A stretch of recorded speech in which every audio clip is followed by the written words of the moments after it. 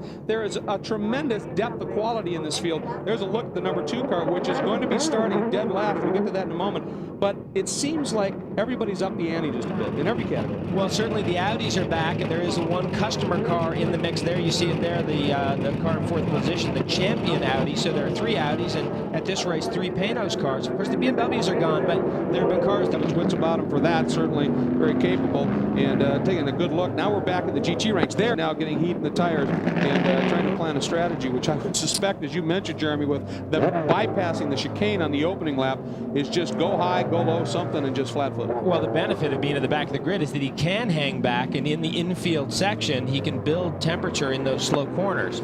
So he's now rolling up to the back of the field, which has really slowed down. As a matter of fact, almost stopped there towards the back of the field. Hey, to race here, you know, last year, of course, it was so warm, and the tire issue was a big issue, obviously, because of the heat.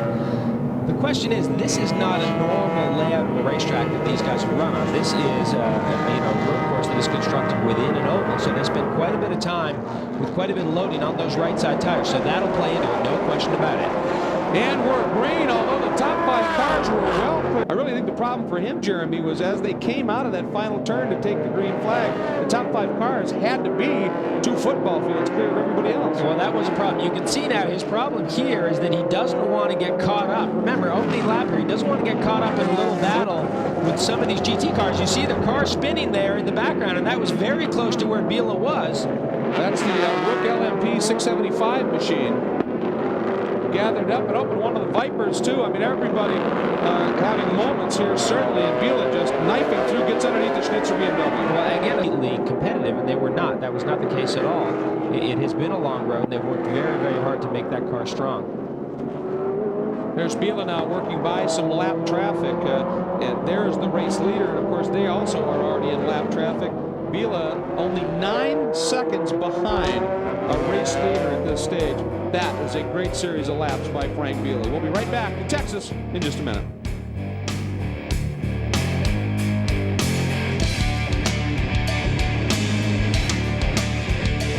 RS, and if you're running one of the older R's, they do have an update, but it's a larger radiator, slightly different rear wing, simple things like that. There's the Kelly Moss team running the very similar package, and amazingly, the street-going version of the GT3, some 1,800 of them have been made, so it is truly a mass production car. 60 of these GT3R and RSs have been running, so it's a great program. However, problems down in the pits with the Corvette. Back at Texas Motor Speedway, a great battle brewing in the GT ranks for 3rd. You're looking at the Schnitzer BMW right now. Right in front of it is Christophe Bouchou in the number 99 Kelly Moss Porsche. That's for 3rd in GT right now. And that Schnitzer car has been quick, but they've also had some problems, actually broken qualifying. Well, you know, the M3 is new to this team, and essentially this is one of the PTG cars from last year. There are new cars coming. They are being built in Germany. They will be run by both Schnitzer and PTG. It's going to be a great rivalry between those 2 teams. Of course, PTG, which is the North American-based BMW factory team, is not going away, but this is a European-based factory team, and so I think we're going to see a great rivalry between those 2 teams. Not only that, but this car is going to end up being V8 powered, not 6-cylinder powered the way this car is. So these guys, their plan is to take it to the Porsches, no question about it. It's kind of interesting how that's unfolding, isn't it? Because they're running right now, the Schnitzer team, a PTG built car in the early season races, but when the V8s are done, aren't they being go fast? Well, that's what a lot of people, I may not quite grasp, was the fact that look, one of the Vipers missing the turn down there. That obviously the Audi team, Yost Racing, they've been working this car for well over a year. Champion Racing got it. The first time the engine even started in the car was during the test day here on Friday. I mean, they had absolutely no test time. Well, that's true, and you know, I mean, you make the good point, which is that the Yost team, you know, not only did they build and develop that car, but you know, they've had it for more than a year. So that is, you know, that is where the effectiveness comes from. So calm in some of the other classes. Let's go back and take a look at a big moment in one of the big GT battles that has been going on. As we continue to watch Capello loop around the track here. There's the number 98 Porsche, one of the Kelly Moss entries of Rick Polk, Kurt Wagner, and they are down in the pit, and they are inspecting the back of the car here. Well, this was the Schnitzer team, J.J. Leto. Now, this is the infield, the second set of hairpins, and this is an attempted pass. Of course, he's nowhere near up alongside. As a matter of fact, you can see Leto with the right side tires of that car actually off in the dirt, and he hits the Porsche, spins the Porsche, and the Porsche lost a bunch of time. Now, we've got a second angle on that from behind, and look at this. Look at the extent to which the BMW is off the racetrack here, and you can see right there the hit. Leto giving him a little salute as he drives by, and the Porsche lost a bunch of time, a little bit of damage to the back. As a matter of fact, the Porsche almost had a huge crash coming into the pit lane with Klaus Graf in the Panos. So it's been quite an eventful lap. It almost looked like it was a last-second decision to duck into the pits, or maybe he forgot where he was on track and realized there is pit in. But stop complete, he's back out, and you would think superficial damage probably to the back of the car here. Rick Polk behind the wheel. But I wonder, Leto, I mean, they're so used to in the prototypes when they get alongside one of those other cars to be able to just slide through. I wonder if that was maybe a little brain fade where he just thought I should be able to just slip on by here for a moment. And look at this now, as Magnussen, he has started turning a series of very quick laps. You can get that done. That doesn't hurt you too much. It's that tire strategy. They had to change it. Well, they did, and that might just be, as Andrew said, this car has not yet in race conditions run that long. So part of that might be, you know what, guys, let's change the tires. Let's have a look at them. Even though the lap times really hadn't suffered, let's take them off. Let's have a look at them and see where we're at. I mean, this is development. Don't forget about that. This car made its debut down in Australia at the end of the year last year, but really has not run very long in race conditions. Checking the wear rates and the like on the tire rubber, and of course now right behind David Brabham, now behind the car, there it goes, is Andy Wallace, who is going to slice through, and they both get around one of the BMWs in class as well, putting that car another lap down. That's the number 6 entry, Boris Said right now. And he really came across the nose. Well, Andy Wallace took a look in there and actually locked up going down the inside, and he was lucky that he didn't. And so, really, in theory, shouldn't it? This track should be getting better and better and faster as the race unfolds. It should be, but I don't agree with this strategy that if you're going to change drivers, you might as well change tires, because there's nothing in that, really. I mean, yes, you can change drivers while you fuel, and generally, by the time you're finished fueling, you have completed your tire changes. So, and as we can see here with these Audis, by the way, Capello has lost the lead now. The track in a race was at Sebring, and it just dominated that event. I mean, it couldn't have done much better than that. Both of the cars down the pit doing driver changes under the yellow right now. But, I mean, how do you top that? Well, we worked hard during this winter and win this race, and the championship also is a very, very important for us. So we have no orders except that bring the car. Welcome back to Texas Motor Speedway as we are watching a great battle that is unfolding in the GT category. Up front, number 23, Lucas Luhr, who qualified on pole and has pretty much set sail in this class, having a very strong run. But the battle behind him is very, very stout indeed. There's a couple of GTS cars, both of them Corvette, separating Luhr, who's 7th, between that battle for 2nd in the GT division, 10th, 11th, and 12th, respectively. But it is a good one. The number 99 Kelly Moss machine of Christophe Bouchou. So we're looking for a great onboard shot here, facing backward. And that is the number 10 BMW, and you just saw the champion Audi go ripping by. Here comes Brabham down to the other side. Now, that's what basically these guys in the GT division are seeing in their mirrors, coming up at them at a tremendous closing rate. Watching the number 10 car, who carrying a serious slide around the turn there. Nicholas Johnson now behind the wheel, having taken over for Bill Oberlin.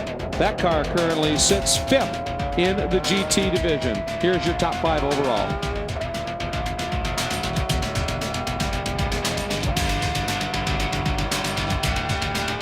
To worry about any more pit stops. Should they stop, it would be for some sort of problem. There's your race leader in GT in the hands now of Sasha Maassen, the number 23 McKenna Porsche from Alex Job Racing. And this car, folks, right now runs 7th overall, 1 spot ahead of the GTS leading. Fellows O'Connell, Corvette. So this car having a tremendous run. Well, these guys have been running well, and they haven't had any serious problems. Great battle, though, for 2nd through 5th or 6th in GT.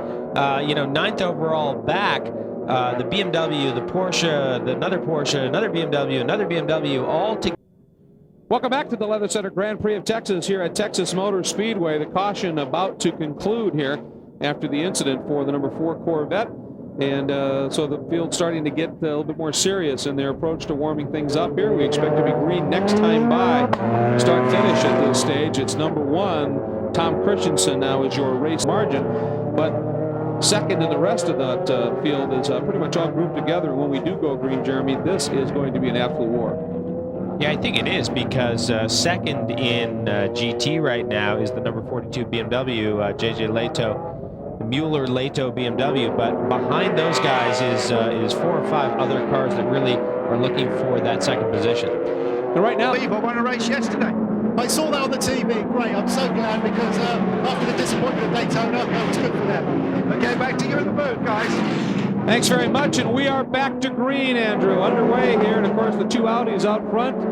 Pirro took a little bit of a look at Christensen, but Christian covered it nicely. Third is Brabham in the new Panos. Then it is Walter Salas in last year's Panos. And then, of course, it's Dorsey Schrader. We have an issue with the right rear tire on that Corvette, so we'll have to wait and see. Well, we just saw one of the, as we're on board the number 22 machine right now, one of the GT Alex Job machines, we just saw the Viper go streaming by the vet under braking for one of the hairpins, so we'll keep an eye on that. On board right now, Christian Menzel, very quick young driver as well, and getting a look as I think that was Richard Dean in the Panos went blasting by. And there goes Dorsey. And there's Dorsey Schrader. It's interesting, Andy Wallace did the qualifying, and Andy, of course, has, if anybody, a little bit.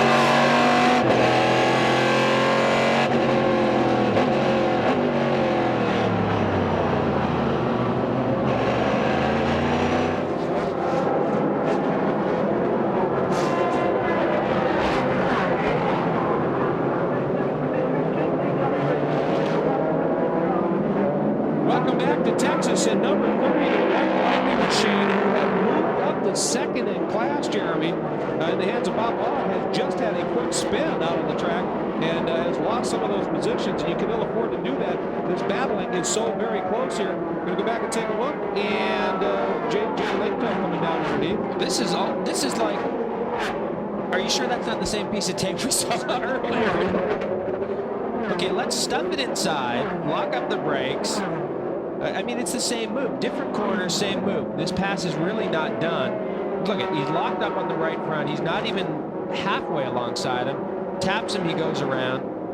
And you would think that sports car officials would look at this and they would say, you know what, that's just not really a Walter Salas already. Now look at this battle here in GT. That Schnitzer BMW taking a run at the number, I believe that was the number 22, Alex Joe machine of Mensa. That's definitely a battle position, and that's one of the BMWs in the mix as well. That's the number 10 up and around the outside, Nicholas Johnson, trying to work something as well. Oh, boom. Well, there's something, I think there's damage on the left front of that Schnitzer car, the 42 car, and I think you can see it. He certainly locked up that left front very, very easily. You can see the damage on the right front as well. So that car a little beaten and battered, no question about it. That is Mueller in the car right now. So Mueller's dropped the spot to Nicholas Johnson, and of course now Benson has gone by and opened up a little bit more margin. And here comes Pirro, streaming down the inside of everybody. There's been a lockup from Johnson, letting Pirro through. Mueller right behind, and then right behind them is the team PTG machine. Hunt Stuck behind the wheel of that car. So the three BMWs pretty much running in lockstep right now. Well, I think we're going to enjoy this battle this year between the PTG team and the Schnitzer team. Of course, both teams very experienced in running these GT-type cars, and a little bit of pride on the line, I think, because the Schnitzer team being European-based, of course, PTG being based here in the United States. And, definitely some pride on the line. And here is a replay. And you can see that left front locks up very, very early, which leads me to believe that it might have been flat spot. A little bit of contact there between those two cars, nothing excessive, and there's the pass. Got down and underneath and executes it beautifully right up front, as we said, with number 22 M3 So, and we're watching this. Now, you mentioned, and I think this is a very salient point, that the Schnitzer team, we've been used to, of course, the last couple of years watching that team in the prototype division. But in Europe, I mean, it's got a tremendous amount of experience in GT racing, in touring car racing. I mean, yes, they fielded some tremendous programs for many years.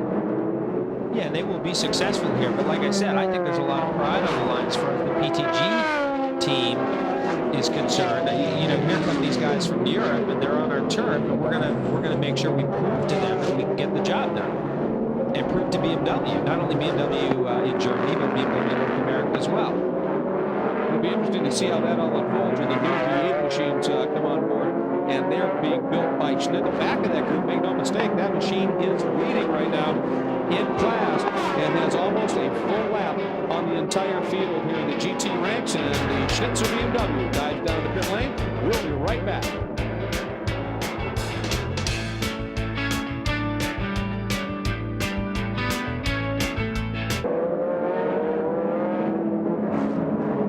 There you go.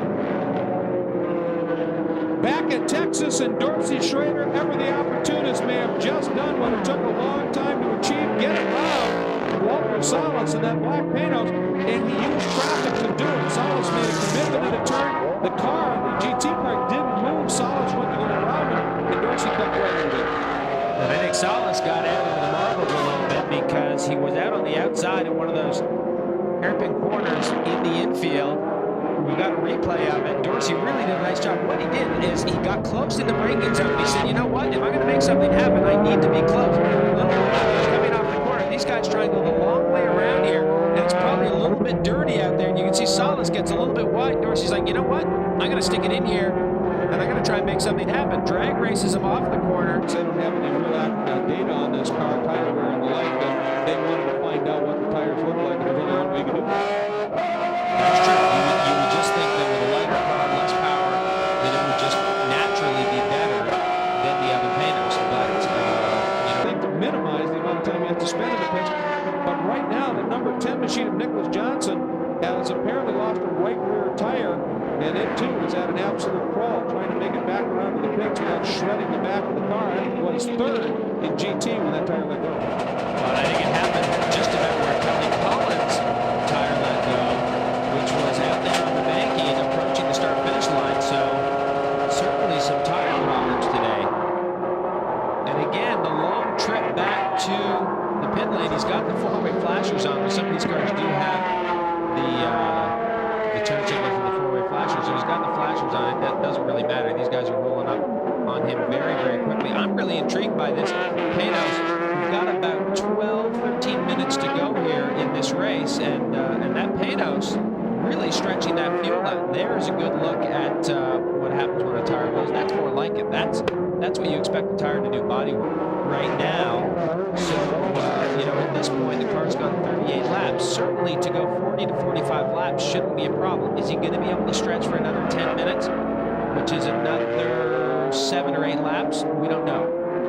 Well, every time this car comes by the pit in, we're going to be watching it very, very closely. We're getting, since it's actually an increasing radius curve, and look at the battle going on here. This is the one we were talking about. Number 6, Hans Stuck. And a big spin, that's 99. Anthony Lazaro tried to go underneath Waller.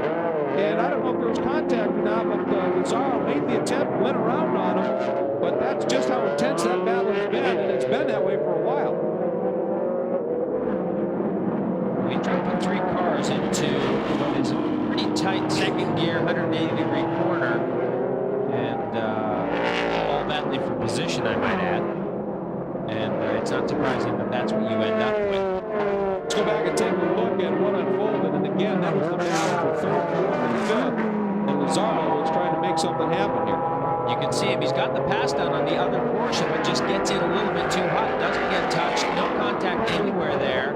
Just got into the corner too hot on the pass and spun it around.